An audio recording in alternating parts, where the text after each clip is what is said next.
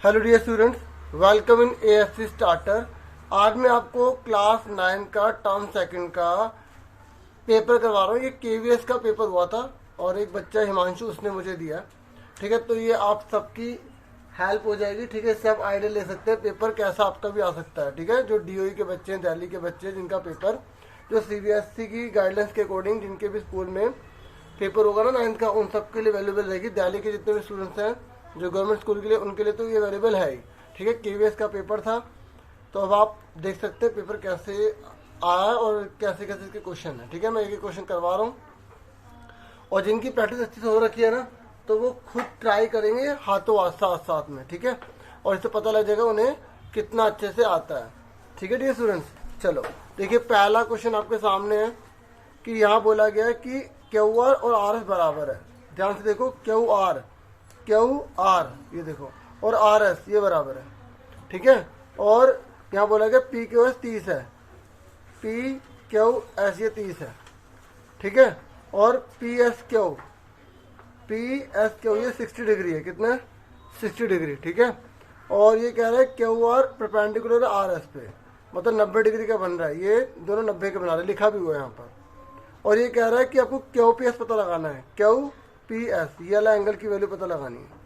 ठीक है, और कह रहा है कि आप बताइए फिर ये कौन सा क्वाड्रिलेटरल है, मतलब क्या टाइप है, मतलब ये नॉर्मल क्वाड्रिलेटरल है या ट्रेपीजियम है, ठीक है, या ये रेक्टेंगल है या ये स्क्वायर है। हिंदी मीडियम वाले भी ध्यान से देखेंगे वीडियो को। ठीक है, तो आपको बताना है चतुर्भुज का प्रकार बताना। ठीक है, तो देखिए, ठीक है, अब देखिए मैं कर रहा हूँ यहाँ पर जो फिगर दे रखी है। फिगर जब पेपर में हमें क्वेश्चन में फिगर दिए रखे होते हैं तो बनाने की जरूरत नहीं होती है। ठीक है, मैं आपको बना के दिखा रहा हूँ। ये 60 डिग्री का है और ये 30 डिग्री का है। मैंने अभी ऑलरेडी आपको बोल दिया कि जिनको अच्छे से आता है वो खुद करेंगे, फिर आंसर मैच करेंगे। ठीक है, आर और यहाँ पर क्यू दे रखा है, यहाँ पर एस है, ये दोनों इक्वल हैं। ठीक है, हमसे ये पूछा गया, इसका नाम पी है। ठीक है, तो हम क्या करेंगे, बहुत सिंपल क्वेश्चन है। In triangle P Q S, Hindi में लिखेंगे त्रिभुज पी क्यू एस में। ठीक है, हिंदी वाले हिंदी में लिख लेंगे। ठीक है, तो अब ये ट्राइंगल है, तो एक ट्राइंगल में का जो एंगल होते हैं जितने भी, उनका टोटल कितना होता है 180। तो बस आप इसका नाम क्या है, पी क्यू एस प्लस इसका क्या नाम है, पी एस क्यू प्लस इसका नेम क्या है हमें, क्यू पी एस। देखो क्वेश्चन में क्या लिखा है, क्वेश्चन लिखा क्यू पी एस। ठीक है, क्यू पी एस से लिख देंगे क्यू पी एस। ठीक है, इक्वल टू में क्या है 180 डिग्री। ठीक है, पता ना एक एंगल, एक ट्रायंगल के एंगल का सम कितना होता है, 180 होता है। अब ब्रैकेट में लिखेंगे एंगल सम प्रॉपर्टी, पूरा लिखेंगे, मैं शॉर्ट में लिख रहा हूँ। ठीक है, एंगल सम प्रॉपर्टी हिंदी में लिखेंगे त्रिभुज के तीनों कोणों का योग 180 डिग्री होता है। पी क्यू एस कितना है, पी क्यू एस कितना है 30 डिग्री का। ठीक है, और पी एस क्यू कितने का दे रखा है हमें, देखो ध्यान से, 60 डिग्री का दे रखा है। और हमें क्यू पी एस निकालना है, equal to 180 degree. Q P S equal to 180 degree. 60 और 30 कितने होते हैं, 90 के होते हैं।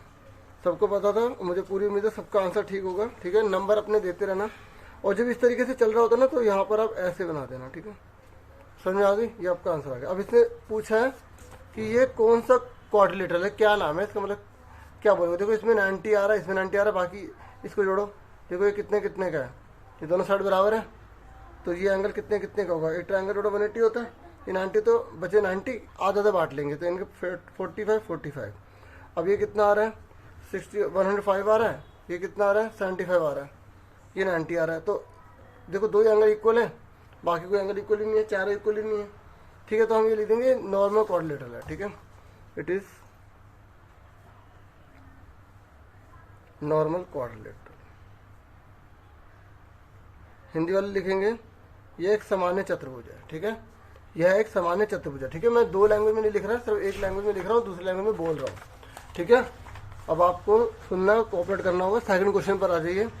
अब सेकंड क्वेश्चन आपको फटाफट करना है, कह रहा है के की वैल्यू निकालिए। अगर ये x प्लस 1 फैक्टर है के x square minus 3x plus के। ठीक है, ये के x square minus 3x plus के लिखा है, ये इसका फैक्टर है, तो आपको के की वैल्यू निकालनी है। जल्दी से आप फटाफट करिए। ठीक है, सेकंड क्वेश्चन देखिए। देखो जो हमें बड़ी पावर दे रखी होती नहीं, जैसे पावर 2 है, ठीक है, तो इसको हम पी एक्स डिनोट कर देते हैं, ठीक है। ठीक है, उसके बाद जो जी एक्स है इसको हम जी एक्स बोल देते हैं, ठीक है, एक्स प्लस 1। अब देखो मैथ हिंदी इंग्लिश में तो कोई इसमें वही नहीं है ना, तो अब इसकी जगह हम 0 लिख लेंगे, क्योंकि हमें दे रखा है कि ये इसका फैक्टर है। फैक्टर मतलब गुणनखंड है, क्या है, गुणनखंड है, तो ये इसका गुणनखंड है, तो जी एक्स की जगह हम लिख लेंगे 0, ठीक है। तो जी एक्स की जगह क्या है, एक्स प्लस 1 इजिकल टू में 0। आप लिखना चाहो तो लिख सकते हैं कि जी एक्स जो है वो फैक्टर है पी एक्स का, इसलिए, ठीक है, लिख देता हूँ, चलो, G X is factor of P X, ठीक है। तो इसलिए हमने ये ले लिया, तो एक्स 1 जाके क्या हो जाएगा, -1 हो जाएगा। अब ये इसका फैक्टर है, तो इसमें पुट कर देंगे, इसमें पुट कर देंगे पी एक्स की जगह -, और फैक्टर है तो इस पूरे की वैल्यू 0 हो जाएगी जब हम 1 पुट करेंगे। देखो ध्यान से, देखो बहुत सिंपल है, ये जो दे रखा है ना, इसको 0 के बराबर लिखा, 0 के बराबर लिखा, प्लस का 1 जाके -1 हो गया, और जहाँ एक्स है वहाँ पे -1 लिख दिया, जहाँ एक्स है वहाँ पे -1 लिख दिया। देखो जहाँ एक्स है वहाँ पर आपको -1 रखना है, ठीक है। तो इसकी जगह पूरे की जगह 0 लिख देंगे, क्यों लिख रहे हैं, फैक्टर है, क्योंकि क्या है, फैक्टर है, ठीक है। तो के लिखा, -1 की पावर 2 है ना, तो 1 ही आएगा, क्योंकि देखो -1 की मल्टीप्लाई -1 में करोगे तो 1 से 1 कट जाएगा, तो 1 ही तो बचेगा, माइनस से माइनस कट गया, 1 1 से 1 ही तो होता है, ठीक है।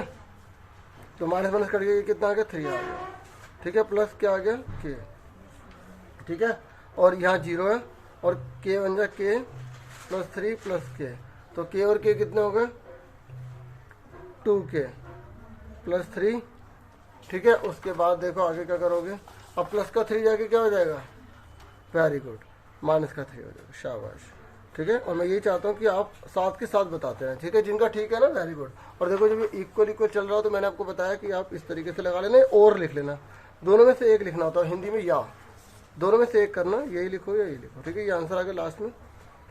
और इसको जैसे मैंने ऐसे लिखा ना, आपको सर आपने ऐसे लिखा, तो आप ऐसे भी लिख देंगे तो भी कोई बात नहीं है, ठीक है, समझा कि जैसे आंसर वैसे बॉक्स में डाल दो, टीचर की सीधा नजर जाएगी, आगे चेक ही नहीं करेंगे, सीधा आंसर, ठीक है।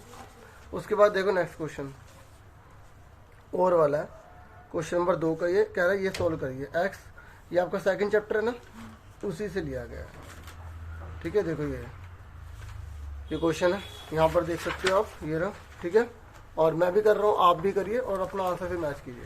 देखो ये कौन सा फॉर्मूला है, पहले पहचानो कौन सी आइडेंटिटी लगानी है, ये लगानी है, इसका कोई माइनस का फॉर्मूला तो होता नहीं है, तो प्लस वाली आइडेंटिटी ही होती है, तो बस वो पहले पूरा फॉर्मूला लिख दो। मज़ा इस बात में कि जिन बच्चों की तैयारी हो चुकी है वो साथ के साथ करें, ठीक है, और देखें उनकी कितना अच्छा जा रहा है।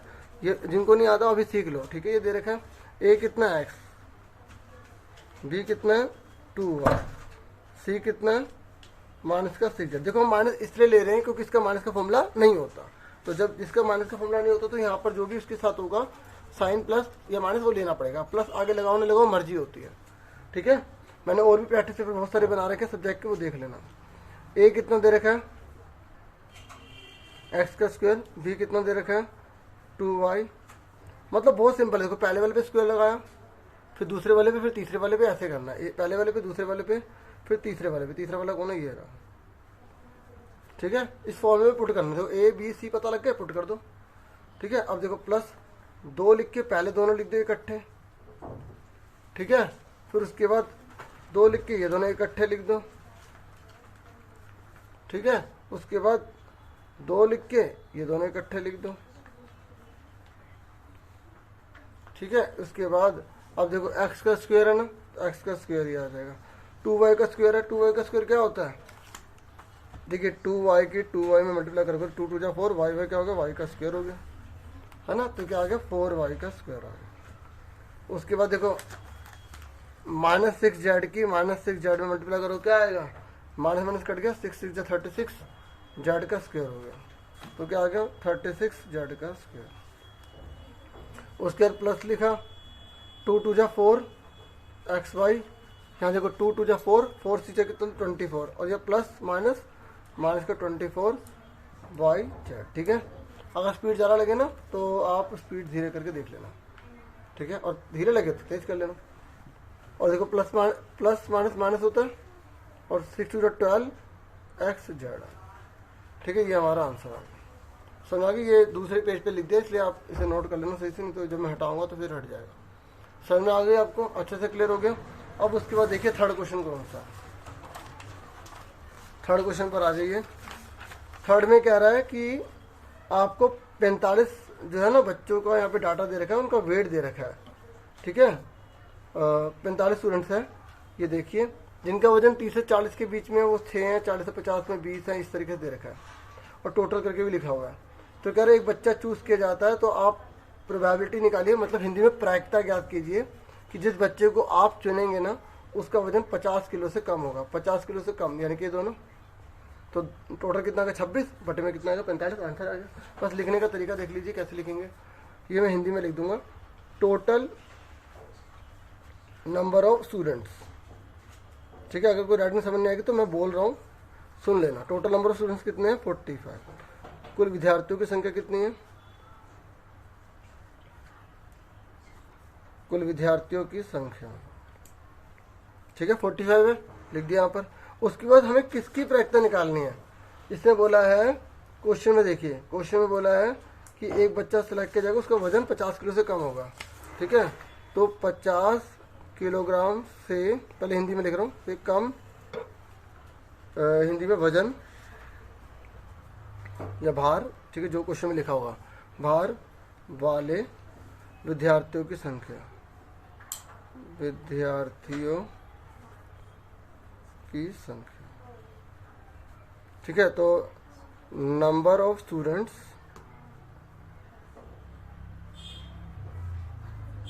हु हैव वेट, देखो क्वेश्चन में से देख के लिखना होता है यहाँ से, ठीक है। इंग्लिश में तो बहुत ही आसान है और हिंदी में भी आसान है। Who have weight less than, ठीक है, कितना 50 kg। देखो मैं थोड़ा स्पीड से लिख रहा हूँ, राइटिंग का थोड़ा सा हो सकता है इशू, लेकिन इसलिए बोल रहा हूँ 50 kg। देखो 50 kg से कम किसका है, देखो ये 50 और 50 से ज़्यादा है, तो 50 से कम कौन है, ये दोनों तो हैं, तो 6 और 20 कितने हो गए 26 हो गए। इसको हमने E1 मान लिया। क्या मान लिया, E1 मानने से क्या होता है, मैंने वीडियो भी बनाई थी, पूरा चैप्टर समझाया था, कंसेप्ट वीडियो भी बनाई थी, तो वो भी देख लेना। E1 लिख लिया, इंग्लिश में प्रोबेबिलिटी लिख देंगे। तो E1 का मतलब हम इसकी प्रोबेबिलिटी निकालेंगे। तो बताओ कितने हैं 26 और टोटल कितने हैं 45, नीचे आ जाएगा, ठीक है। पॉइंट में लाना, पॉइंट में ला सकते हो, इतना छोड़ दो, आंसर आ गया।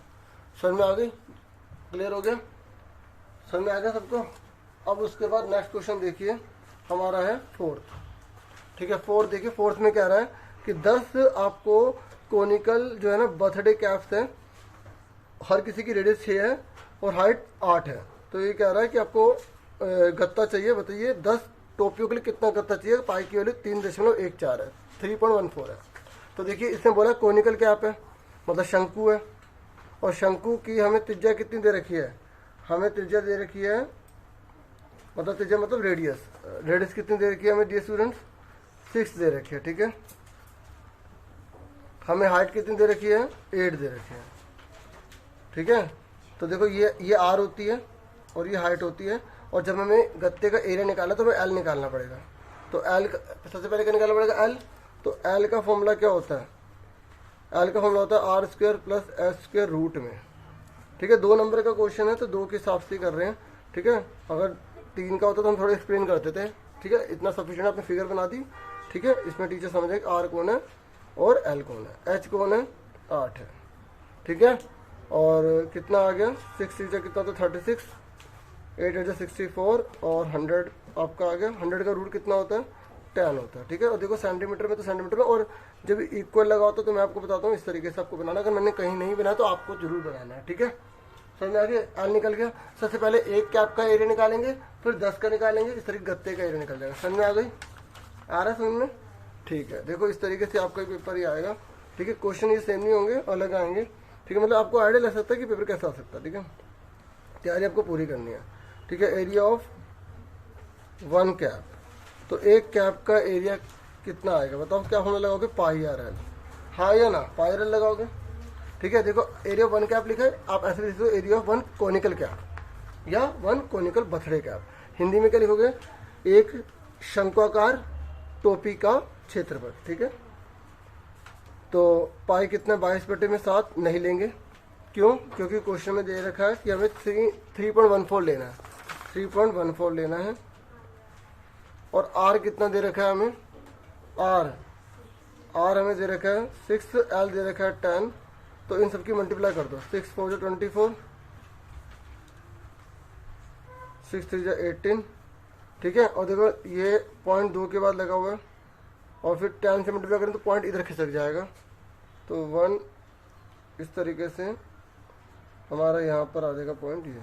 तो सेंटीमीटर स्क्वायर आ गया, ये एक का निकला, किसका निकला? अब हमें एरिया ऑफ कार्डबोर्ड निकालना है, एरिया ऑफ कार्डबोर्ड। तो कितने कैप हैं? 10, तो 10 से मल्टीप्लाई कर दिया, ठीक है। तो जब हम 10 से मल्टीप्लाई कर देंगे तो पॉइंट इधर खिसक जाएगा, इतना आ जाएगा, ठीक है। समझ में आ गया आप सबको? ठीक है। हिंदी वाले लिख लेंगे गत्ते का क्षेत्रफल या आवश्यक गत्ते का क्षेत्रफल, ठीक है। तो ये हमारा हो गया फोर्थ। इसका और में भी है, अभी और में है ना, तो इससे थोड़ा टाइम लग सकता है ज़्यादा। ये कह रहा है एक पेपर है, वो राइट ट्रायंगल शेप में है, ठीक है। और its perpendicular side as 10 centimetre and 24 centimetre rotated about. देखो ये आपने बुक में भी पढ़ा होगा ऐसे क्वेश्चन, पता है ये क्या? मैं रफ में बता देता हूँ कि देखो एक ना ऐसा ट्रायंगल है आपका, ये 24 है, ये 10 है। तो ये बोल रहा है कि जो बड़ी साइड है उसको पकड़ के घुमा दिया, ये साइड है, ये बड़ी वाली है ना, इसको पकड़ के घुमाएंगे तो क्या बन जाएगा? ये कोण बन जाएगा ना। तो कोण बन जाएगा, शंकु बन जाएगा। तो कह रहा है इसका आयतन निकाले। तो आयतन का फॉर्मूला क्या? तो 1/3 पाई स्क्वायर एच। मतलब पहले आपको इसका जो है ना पता लगाना कि कौन सी 3D शेप बनेगी। सुन रहे हैं मेरी बात? देखो यहाँ बोला गया है कि एक पेपर है और वो राइट ट्रायंगल की शेप में। अब हमें कैसे पता कि नीचे 10 लिखना है या ऊपर 10 लिखना है? भाई मैंने तो नीचे 10 लिख दिया, ऊपर 24 लिख दिया, बोले राइट एंगल ट्रायंगल में है। तो पता है इसने नीचे क्या बोला हुआ है? पहले इस क्वेश्चन को पूरा पढ़ेंगे। कह रहा लोंगर साइड, ये लिखो 24 rotated about the longer side, ठीक है ना। लोंगर साइड को लेकर हमें घुमाना है और इस तरीके से उसका वॉल्यूम निकालना है, ठीक है। तो ये लोंगर साइड है, इसको लेकर हम घुमाएंगे तो इस तरीके की शेप बनेगी। तो ये हमारा बन गया कोन बन गया, ठीक है।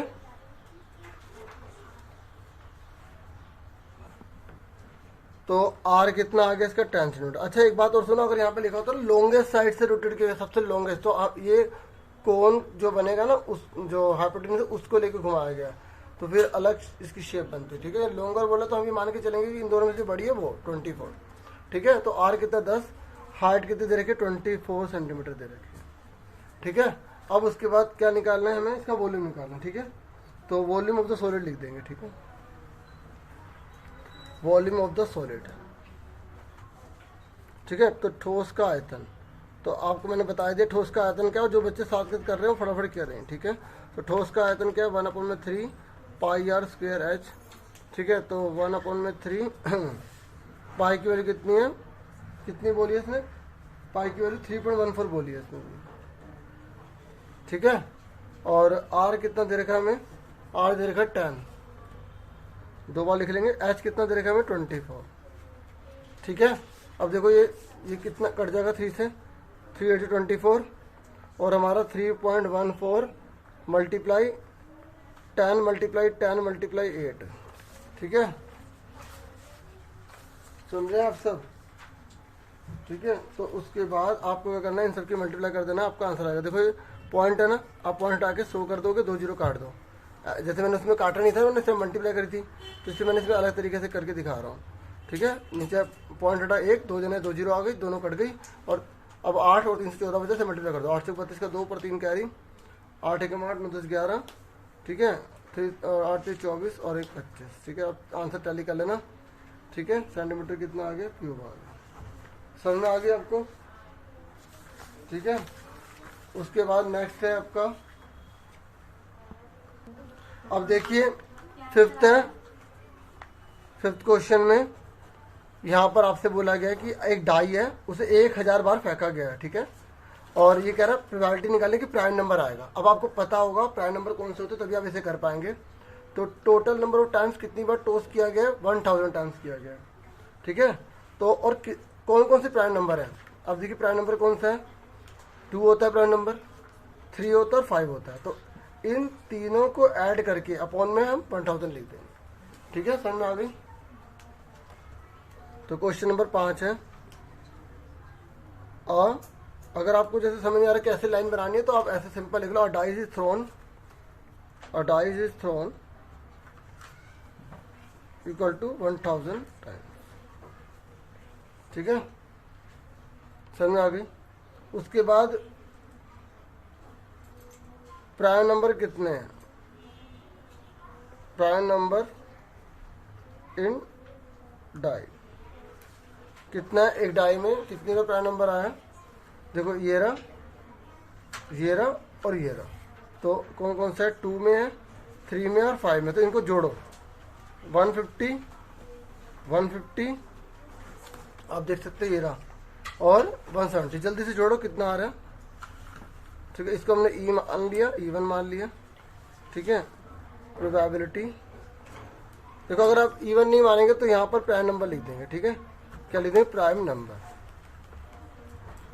हिंदी में मैं बोल देता हूँ कैसे करना। तो बताओ इसको टोटल करो कितना आएगा, देखो 150 से 300 होता है तो 470 आ गया। तो 470 अपॉन में कितना है, 1000 है। ठीक है, तो 0 से 0 कट गई, 0 की जगह 7 आ गया, 0 काट दो, 0 की जगह 4 आ गया, 1 की जगह पॉइंट लगा तो 0.47 आ गया। ठीक है, हिंदी में एक पासे को फेंका जाता है बराबर 1000 बार। ठीक है, यहाँ ऐसे लिख दो, एक पासे को 1000 बार फेंका जाता है। ठीक है, पासे में अभाज्य संख्या, ठीक है, पासे में आने वाली कुल अभाज्य संख्या कितनी बार, 150 150 170 और 70 आ गया। फिर प्रायिकता लिख के अभाज्य संख्या लिख दो, या इसे इवन मानो तो इवन लिख दो, दोनों में से एक लिखना, या तो प्राइम नंबर लिखोगे या इवन लिखोगे। फिर देखो 470 बटे में 1000 और ये आपका आंसर आ जाएगा। ठीक है, डिवाइड कर लोगे तो अच्छी बात है। देखो फॉर्मूला अगर आप लिखना चाहो लिख सकते हो।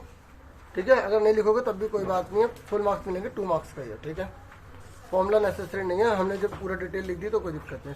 छठा क्वेश्चन का छठा क्वेश्चन है, इसमें बोला गया कि AOB 80 का है, AOB 80 का है तो APB ये कितने का होगा, आप बता सकते हैं। यहाँ बोला 4x है तो आपको बताना x के लिए कितने होगा। देखो थोड़ा सा घुमा दिया, कंफ्यूज मत होना।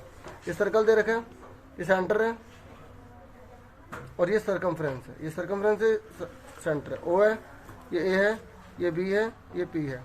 ठीक है, तो ये आपको 80 डिग्री दे रखा है, तो आपसे पूछे ये कितने का होगा। सिंपल सी बात है, 80 का तो 40 का होगा, और ये 40 की वैल्यू कितनी दे रखी है, 4x, तो x कितने का 10, तभी तो 40 बनेगा।